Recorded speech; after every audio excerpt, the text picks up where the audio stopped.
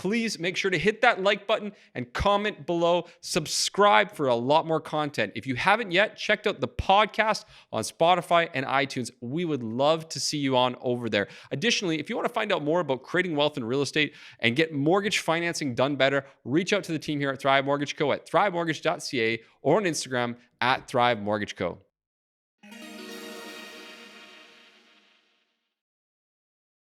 Hello, folks. I hope you're having an incredible day, night, evening, morning, wherever you are right now. Back in the office and studio, I should say, filming. Our last couple of episodes are going to be coming up here, filmed and recorded in our infamous Thrive office, because we'll be making a move over to a new office and studio in the next 6 months. So anyways, that's exciting stuff on the personal front. So I hope you're doing amazing.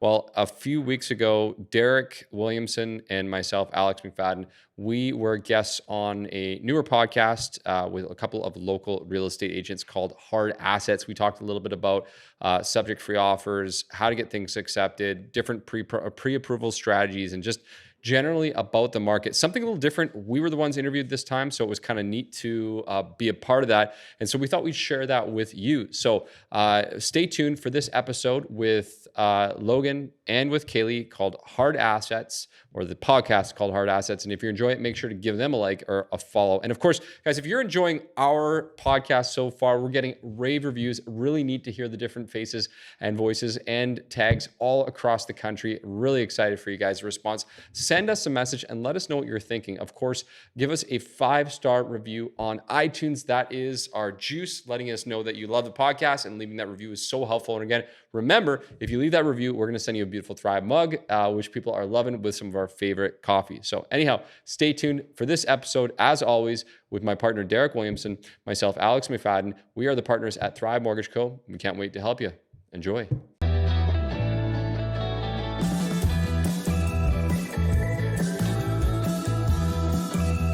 What's up, guys? You are listening to the YVR REMO show, where we talk all things Vancouver real estate and mortgages, take boring topics and make them interesting. Make sure to stay tuned to listen to everything you need to know how to put cash back in your pocket, create wealth in real estate, and simplify the complicated.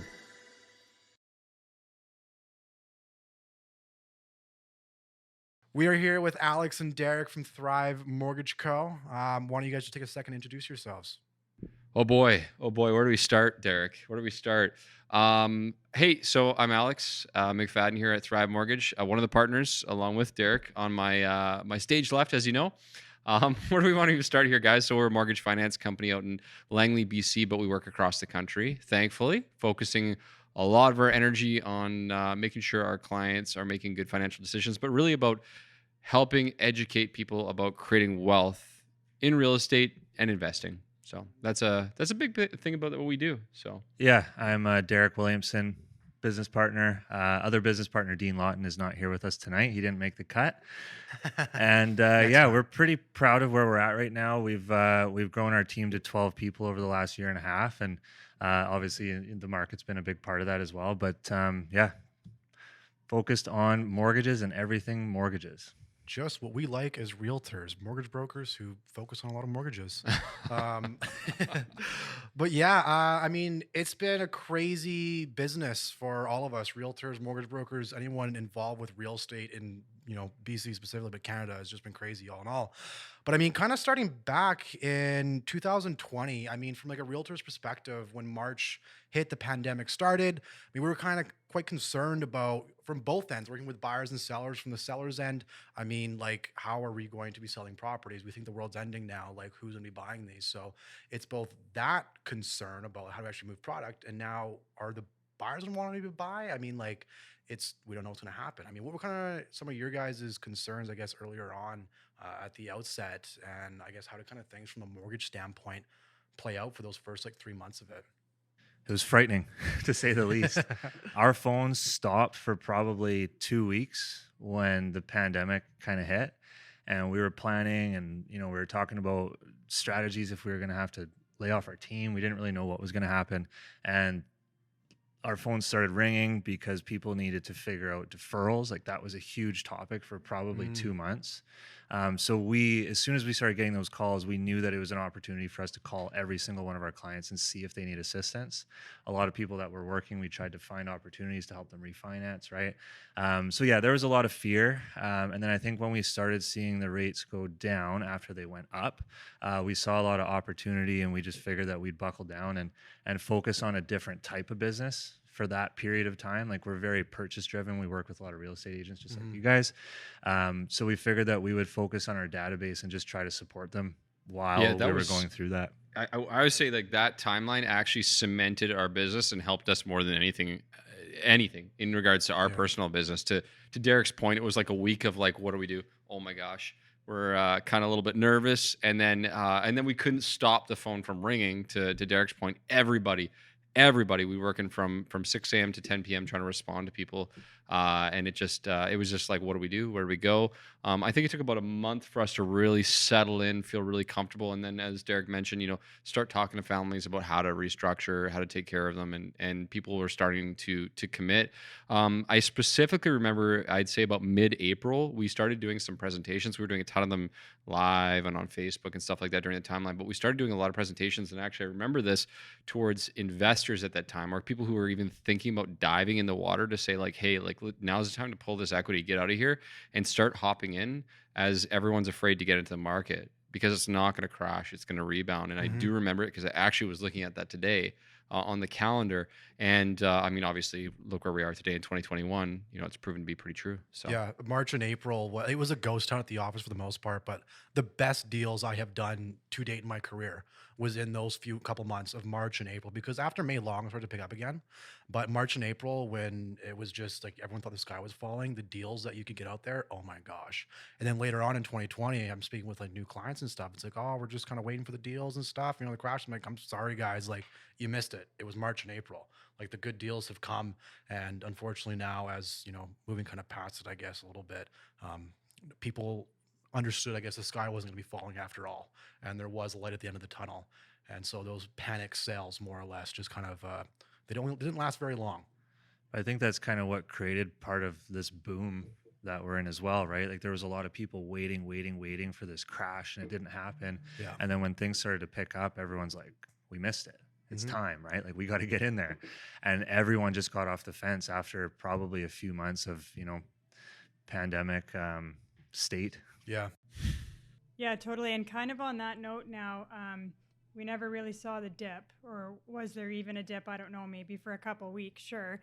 But like right now, I mean, it's more competitive than I've ever seen. And one of the questions I have for you guys is like, how do we as realtors too prepare our clients?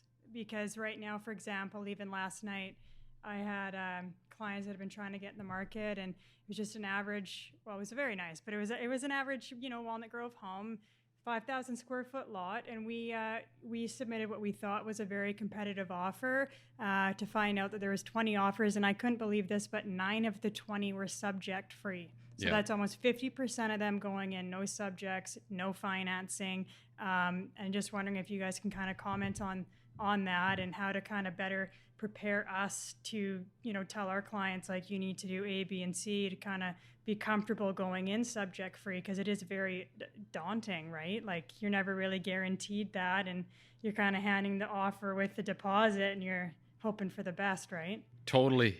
I mean, you're talking about a market that's so imbalanced that like you were mentioning to us earlier today, that you basically got people who aren't willing to sell until they buy, for the most part, a lot of people. And now it's just so much strategy because we have such a limited amount in the actual marketplace, right? Yeah. So I think at this moment right now, that's a big loaded question. So let's go back to like the why. The why is obviously, as you noted, there's just such little inventory right now, and everybody wants to get in right now. I mean, there's so many considerations. Subject free. We did a full episode, obviously, on this on our own podcast. So I don't even where do we even start you guys here? Plug in right now. Yeah, let's plug in. Let's go. I think we didn't do it earlier. So check out the YVR REMO show on the podcast. Of course, you guys are going to put it in the show notes, so we're good.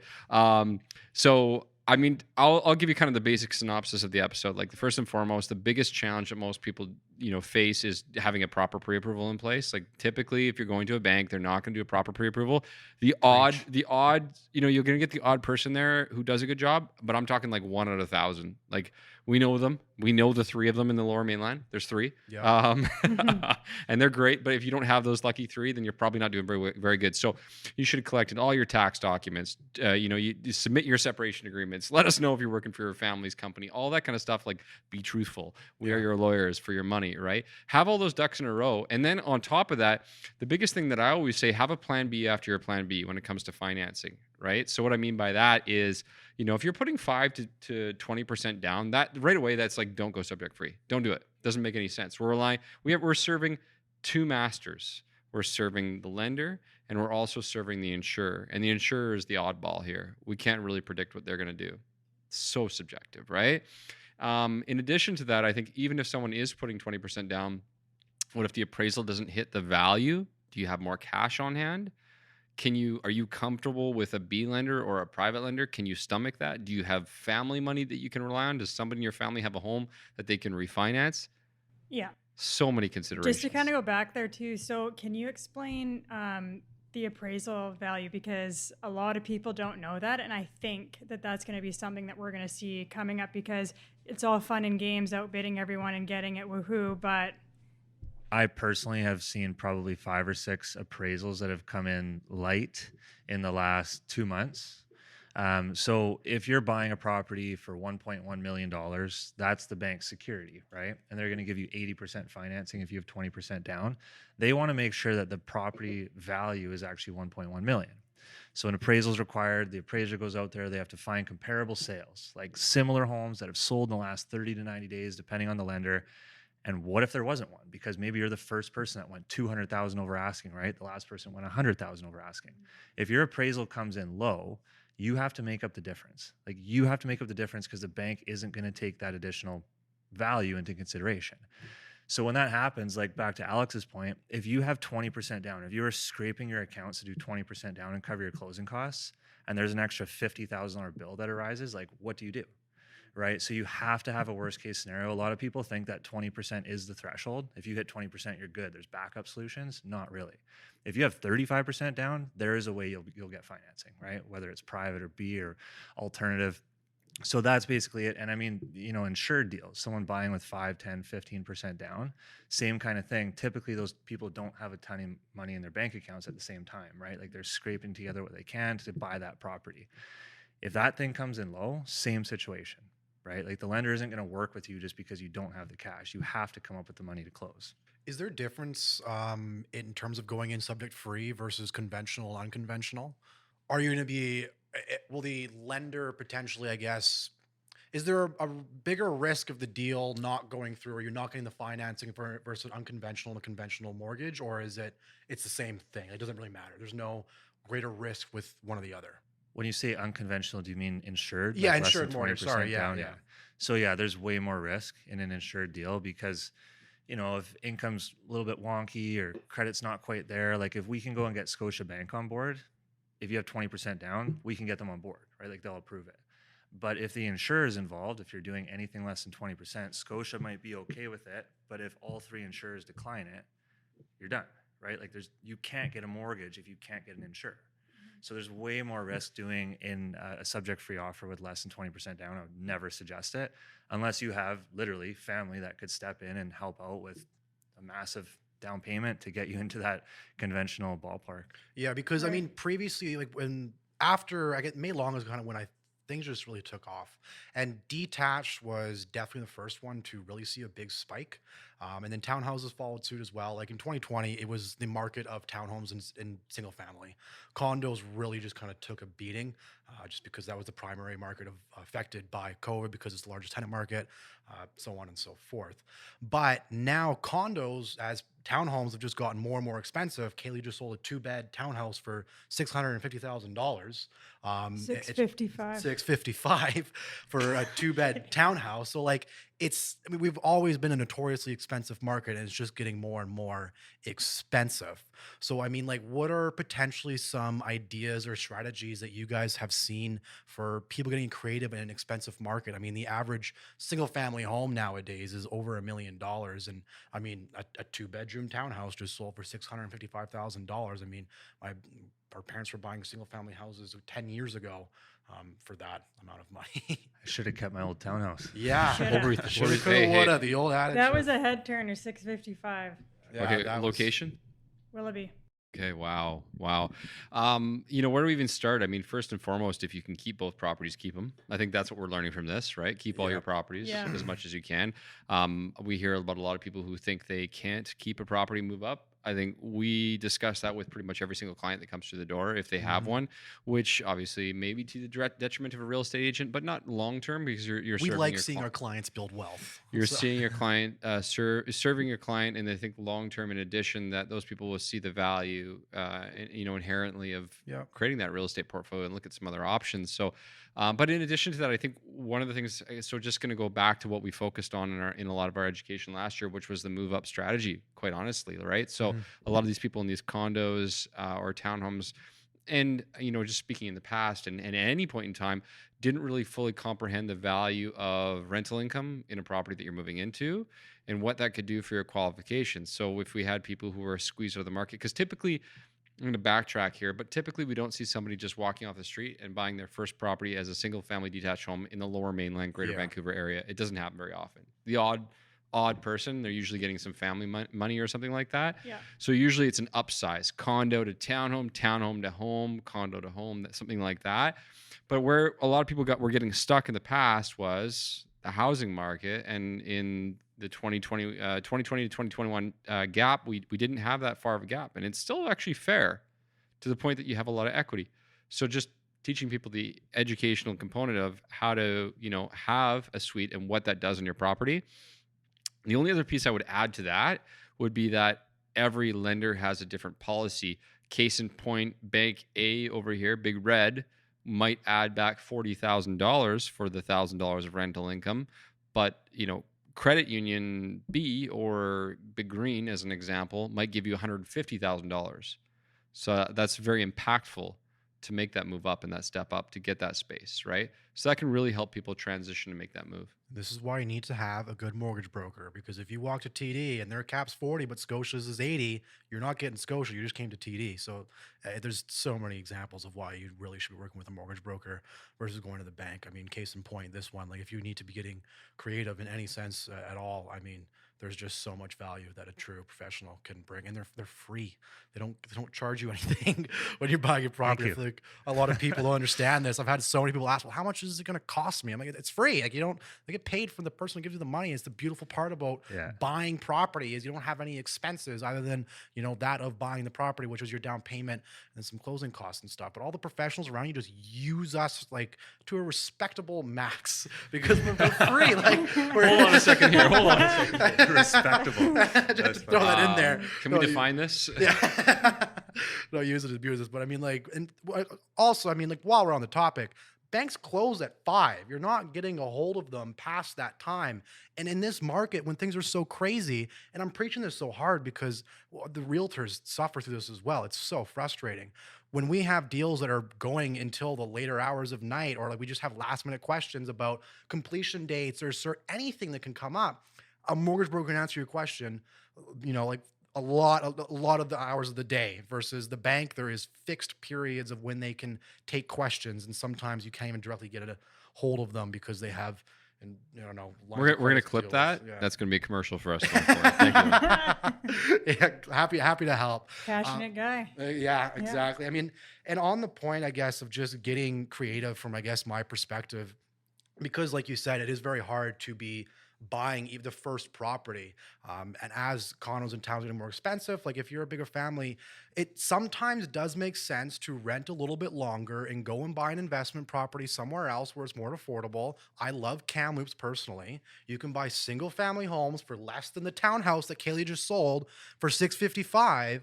And these townhomes have the single family homes in Kamloops have the main suite up top and the basement suite down below. You have two incomes coming from it. You're cash flowing. In some situations, over $1,000 a month. Like, have that person pay on your principal, and then maybe a couple years after that, do a refinance, pull all that money out, and now you have down payment to go and buy a townhouse, or in considerably more amount than you would have otherwise just saving cash working your job. But you got to get creative sometimes. And again, use us, because like we have these options or like stories to potentially help you guys with. Like, there's other ways to do it other than just like, oh, no, can't do it. Let's just go back to watching Dancing with the Stars. Like, it's unaffordable. We're just going to rent forever. We're screwed. There's options. There's ways to get creative. I mean, like, even now there's townhomes in Abbotsford that have suites in them. Like, there's options out there. You Yeah, just gotta that's look a little crazy. bit. It's crazy. I think a lot of people just, like you said, they sit on the fence and they worry about it, right? They think it's not achievable. And the And what- news loves it. Oh yeah, but Yeah. what we try to push all the time is like, have the conversation. Call us. It's free. We're going to do all the work. And at the very least, we're going to show you where you stand and help you build a plan to get into the market, whether it's in 2 months or 2 years, right? Talk to people like yourselves to understand creative, systems like Logan just talked about. Yeah. I mean, kind of staying on it. I mean, like refinancing. How can a lot of people have a lot of equity in their property? There is a lot of house money in the Lower Mainland, and a lot of people I feel like aren't really aware of how they can effectively take advantage of the equity they have in their properties. What are potentially some ways that you guys have seen people refinancing and taking advantage of that money to help out, whether it's just, building up their wealth or just any other aspect? Like, what are things you can do with the equity in your property? Like, yeah, I guess. There are a ton of strategies, actually. I mean, obviously, with the rates being so low, that's a huge one. Massive, right? Someone's sitting on a 3% interest rate and they have 3 years left. We run a rate drop report. There's a penalty to get out of your mortgage, right? So there's got to be a fine line where it makes sense and it doesn't. But a lot of people can save a ton of money, even if they're not drawing any equity out of the property, just getting into a lower interest rate. It's dramatic savings. I refinanced my property. I paid $5,600 to get out, and I save $1,000 a month. Like, it is just through the roof, right? And a lot of people don't realize, like, the rates aren't going to be like this forever, right? No. People that are sitting on the fence are going to miss out on this. But paying off high interest debt, a lot of people accumulate debt. It's an expensive place to live, right? Credit cards ain't cheap. Pay off these 6% car loans and credit cards and roll it into your property. A huge one that we really push is using that money to invest. Yep. Like, a lot of people have the mindset that they want to pay off their house. Like, that's their goal, which is an unreal goal. If you live around here, it's amazing. Yeah. But could that money do you better if you used it, right? If you leverage your property to buy a rental or 2 rentals, what does that do for your retirement and your kids and your family, right? Mm-hmm. Yeah, that is interesting, because I think even just listening to, my parents, I think in the 80s, I think my dad said he got an 18% mortgage rate and he was just over the moon, right? And so I think that's an old school mentality, like, pay off your mortgage, right? But there was a reason for that back then, but now not so much. Yeah, it's like it just sparked an idea. It's like good debt and bad debt. Like, they're two completely different things. Refinancing and pulling out equity from your property, I mean, you can use it as bad debt if you're stupid with it, but like, that debt can be good debt if you're using it to go and buy investment properties or things that are going to help to build, or even like paying off your credit cards and stuff like that. It is so cheap. Like, money is so cheap right now. Sub 2% interest rates. It's almost free. So it is. the biggest mistake I think I see a lot of people is it's almost like a mental block when it comes to the reconsolidation of debt. Mhm. I had a conversation with someone not long ago where it was just like, no, there's no way I can add in this credit card debt here. I just can't do it. Why? I just can't do it. Well, obviously I didn't say why like that, but you know what I'm trying to say. Yeah. But there was a mental block, like, that they failed to do that. Like, you did not fail. We can come up with a strategy to pay this down at a lower cost. Why pay more money to these companies that are making billions of dollars off of you right now? Why don't we just figure out why that's happening to you and then help you out and help you out from a cash flow standpoint? Because, strategy wise, what if you reconsolidated that debt into a 2% loan, so you're already paying less, and then just add the cost of what you were paying monthly back to the mortgage right away, right? To the point about investment vehicles. So whether it's a real estate investment or another investment, stocks, bond, whatever the heck it is you're interested in, something I think about a lot is, what is the cost of, like, do you believe that your hourly rate and a passive hourly rate are the same? And I would say no. If I earn $1 working versus $1 from a passive source, is that the same? Absolutely not, because I have to physically be out there doing that. and making that money, whereas passively, I don't have to do a darn thing. So when I'm thinking about the concept of refinancing, we have conversations every day, all day with families about this, and it's almost like convincing them because they're used to this 18% mentality. And the concept is unfortunately backwards, where it's like, I want to pay this down because then I'll be financially free. But no, you're not financially free because you're still having to work for a living. What's happening is you're just reducing your monthly payment. So what if your payments remained around the same, but you earned more money? So it's really, all we're trying to do here is create a bigger gap between what you actually earn and take home versus what you spend. The gap is actually smaller when you just pay off your mortgage. Does that make sense? Yeah. Oh yeah. So that's what we're hoping to do. So refinancing, Derek's point, let's pay out the debt. Let's buy other properties. Crazy thing that I constantly hear when I have these conversations, because a lot of people are afraid to reach out, is I can do this midterm. Like in the middle of my 3 years or 5 years. I hear people all the time. They're like, holy crap, I'm in the middle of my 25-year term. I can do this? Like, no, we don't have 25-year terms. That's the amortization. The term's Yeah, different. yeah. So I get. What's some of the differences? Because there's different ways you can access your equity. You can refinance your property and get a new loan, or you can do a HELOC. So I feel like a lot of people are unfamiliar with like a HELOC. I mean, there's credit all over the place. What are some of the differences between refinancing and then accessing a HELOC? Refinancing, you are paying off your existing mortgage, which triggers a penalty. If it's a variable, it's 3-month interest penalty. If it's fixed, it could be through the roof. So you're actually restructuring, you're paying off your loan at whatever the existing interest rate was, and you're taking out a new, bigger mortgage most of the time at the current rates, right? So right now, with the rates being so low, it makes sense for a lot of people because you're saving so much on the interest to pay the penalty and refinance. But sometimes you run into situations where a penalty is $40,000 and doesn't make sense. In that situation, if someone still wants to access the equity, you get a line of credit. So you leave your mortgage in place in first position and you get a line of credit added to that. So a line of credit is at a bit of a higher rate, like our mortgage rates are 1.5%. Line of credit is always typically prime plus a half. So 2.95, right? The spread between mortgage rates and line of credit rates are typically it's not that big. So right now, when you compare the line of credit to a mortgage, it makes way more sense to go with the mortgage. A line of credit is a great option if the penalty's huge. If you don't want to restructure or refinance, it's a good way to access equity without triggering that. yeah, I'd say there's a third option here as a follow-up point that you didn't ask about, which is a second mortgage. And we don't talk about them enough because I think it scares a lot of people, the concept, and it's almost like a dirty secret. So you hear a lot of advertisements for, especially locally in BC, Alpine Credits and various other companies of that nature. And those are typically what we call second mortgages, which are in second position behind your existing mortgage, which allow you to access equity if you don't qualify based on your bank's guidelines or you don't want to pay the penalty. The difference there is obviously a little bit of a higher cost associated with the mortgage, but the payments can be much more manageable because they're extended out over a longer time frame. There's actually a lot of value in knowing and having access to that, especially if the payments are high and you can't access the line of credit or anything of that nature. And I think people shouldn't be afraid of it. And the reason that these companies, like I just mentioned one right off the hop here, but the reason these companies are pushing so hard is because people are afraid to talk to their bank about it after the decline. They're afraid to talk to other people. They should be I guess, knowledgeable of these options realistically, because it is something that makes sense, just not long term. Yeah, the line of credit is an interesting product because it gives you the option to pay interest only. Yeah. Right. Like a mortgage is principal and interest. So the actual payment is going to be higher as much as you're paying down the principal.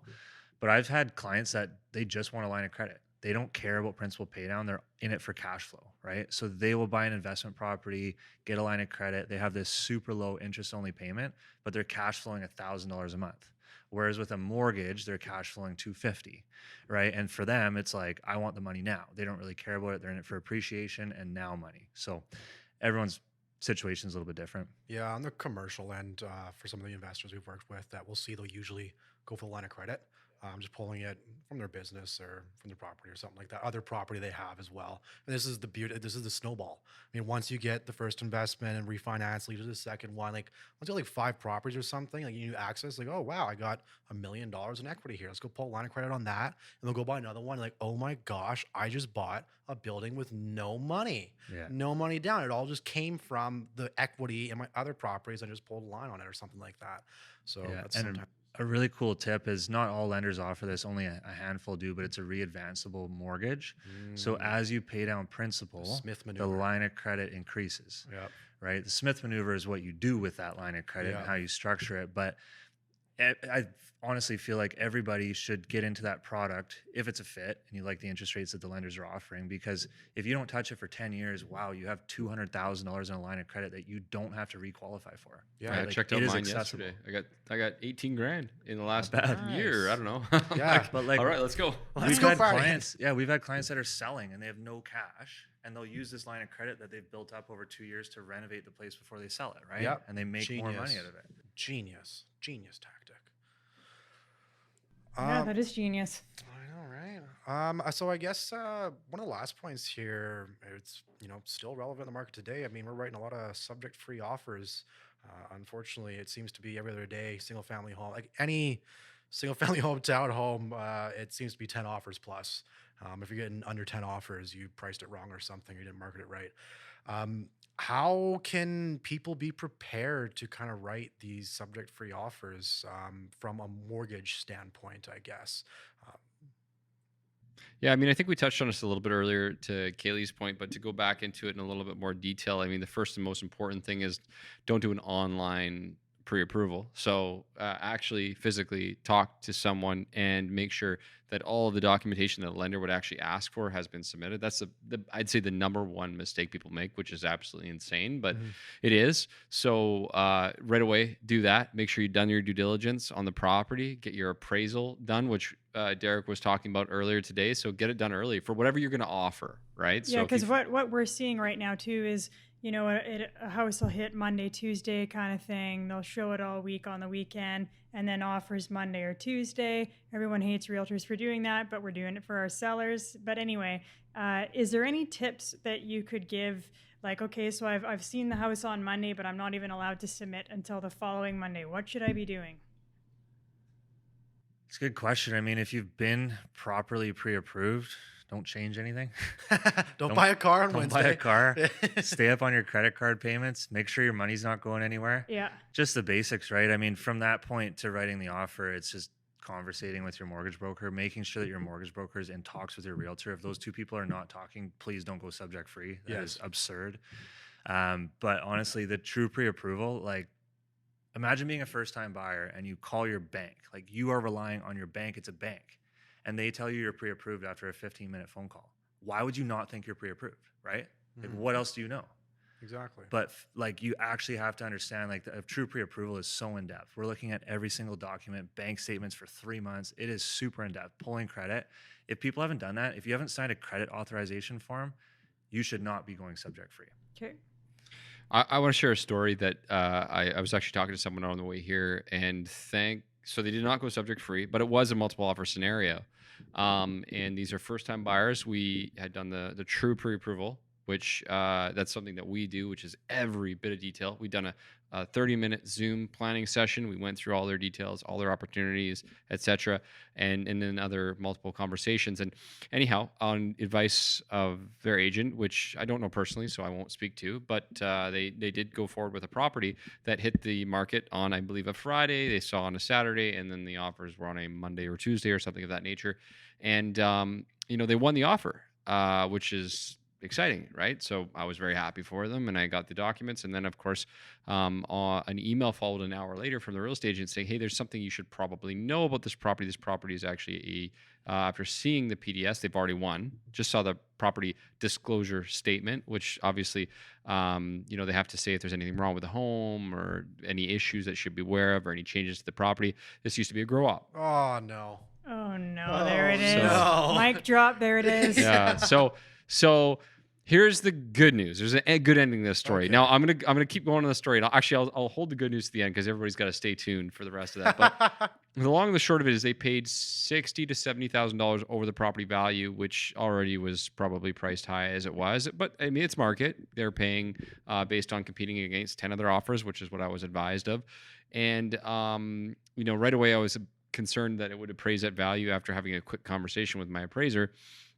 Not only were they unaware of the fact that it was GROP, they did not have the capacity or the ability to pay the costs associated with a potential grow up property, because there were going to be some additional costs for them. Nothing was explained to them. They were not educated about this. They didn't have the PDS. They weren't advised that this could be a factor or consideration. There was nothing out there. So, I mean, I feel like there was a number of factors at play here. The real estate agent on the selling side should have disclosed this information. Yep, the person on the buying side, maybe that's something that there was no way. There's nothing they could have done about. But after having an hour-long conversation, I said to the clients, do you believe that if you knew this information and you knew about the costs associated with this, would you have spent as much money or offered as much money? And the answer was no. And they were emotionally attached to the property. I said, so do you believe that if this property was on the market, that they would have had 10 offers from maybe similar people in your mindset? No, we don't think so. So right away, we came to the decision that not only is this property shouldn't have come up to that price point, it felt bad and fake, and emotionally, obviously, were drained. Here's the win. They did end up backing out, just so you guys know. They backed out. They did have subjects in their offer. So they didn't go subject free. They won because of the price. There were other offers that were subject free at a lower price point. So moral of the story here, from my point of view, is that, again, you have to be aware of all the potential risks. One of the risks for this family was that they were going to have to not only come up with a higher price point, or sorry, a higher down payment, which I don't think they actually even had access to, because we didn't have this conversation about this property, right? But in addition to that, they would have had to spend more money on a grow-up property and potentially pay way more than market value, because nobody was going to spend the amount of money they did had they known it was a grow-up. A lot of lenders don't like grow ups, unfortunately. So Yeah. I don't think it would have even gone for what it was priced for, to be honest with you. If they knew. Yeah. What's the down payment on a grow up now? It ranges. Typically, they actually have to be insured, even if you have 20 or 35% down. Like, the lenders want it to be insured by CMHC, so it falls into this sub-million, super tight set of guidelines. It has to be under $1 million, 25-year amortization. There's fees, there's higher rates, and like marketability alone. Like, this is my conversation with clients. Okay, right now there's only 3 or 4 lenders that finance these. What if you're selling in 5 years and there's one? Right? Like, who's buying this place? Yeah, because a lot of people don't know that rides with the property. Even if you take it down to 100%. like studs, it still shows up on that property that it was a grow up. Unless you're tearing it down. Someone gets sick, you have to refinance, take some money out of the property. You're pretty much stuck to 1 or 2 or 3 or 4 lenders at that point too, right? So it's crazy how much people rely on mortgage brokers and realtors and home inspectors to do all this. Nobody knows this stuff, right? So surrounding yourself with actual professionals and not working with your brother's cousin that just became a realtor because he's family, right? Like, pick someone that's good and that, you know, they know what they're talking about. Yeah, it's only the biggest investment of anyone's life. So I think we need to increase our fees from 0 to something. Apparently, for all the great advice you guys are Get what you pay for. Zinger. So I guess last question here. It's January 28th. What is going to be happening for the rest of the year? I mean, how is this going to continue on going? I guess for a question for you, from a mortgage standpoint, what is the rest of the year going to be looking like? Well, rates are predicted to stay low. Bank of Canada prime variable line of credit rates are predicted to stay low until 2023. What happens with fixed rates? Who knows? It's tied into bond markets, which can change with, I mean, vaccines almost changed our 5-year fixed interest rates, or fixed interest rates as a whole. So rates should be staying low, which will continue to fuel what's going on right now. Refinances, purchase, people upsizing, people moving. The market itself, I mean, I don't know, nobody holds the crystal ball, but I think that we're going to see more inventory, but I don't think that's going to slow down our market. I think that creates more buyers at the same time. And there's all these buyers that have pent up demand that are trying to get in right now that aren't. And when there's more inventory, I just think it continues. Like, I think we're in for an absolute crazy spring and summer. Yeah, it's very likely that at this point right now, the real estate market just in general is not going to be fueled by the fire is not only fueled for 2021, but for the next few years for a variety of reasons, including the low interest rates. And even when the interest rates slightly do begin to rise, we've got, even if we have a flat, let's just assume we have a flat 2022. I don't know that that's the case, but even if we did have the fatigue next year, we have to keep in mind that the government's basically held off on bringing anyone into our country for an entire year, which means we have an insane amount of immigration coming in the next few years, which means that, you know, for the following few years, as you know, the guidelines for lending on, you may not know this, the guidelines for lending on new to Canada's have actually loosened up in the last couple of years. Have And they? to a degree. And so here you go, 2 years from now or 3 years from now, 4 years from now, you're going to see a lot of families coming from another country come back. So my only question at that point is, since a lot of the families that come from other countries do, generally speaking, like to go to dense areas, like dense cities, do they then help the Vancouver city, condo markets and otherwise rebound?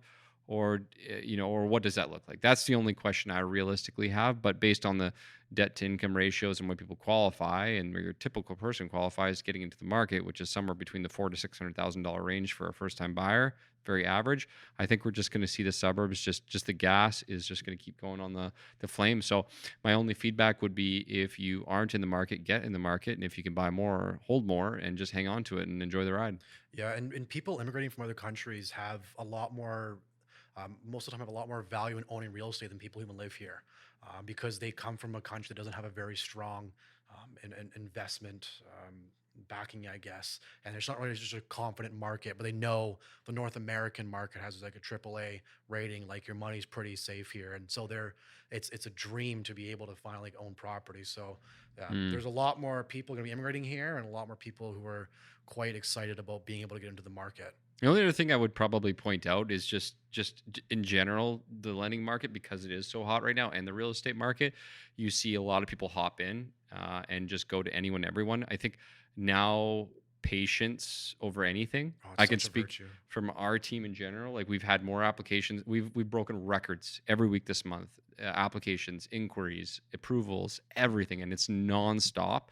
So that says a few things to me. Obviously, people that are interested, but the second thing is, based on where the applications come from, quality is really mattering right now. A lot of what we're doing is second opinions, and a lot of what we're doing is people have talked to someone else and coming here. So when you do commit to working with a professional, whether it's a real estate agent or a broker or whoever that is, really commit and just preach patience. It takes time.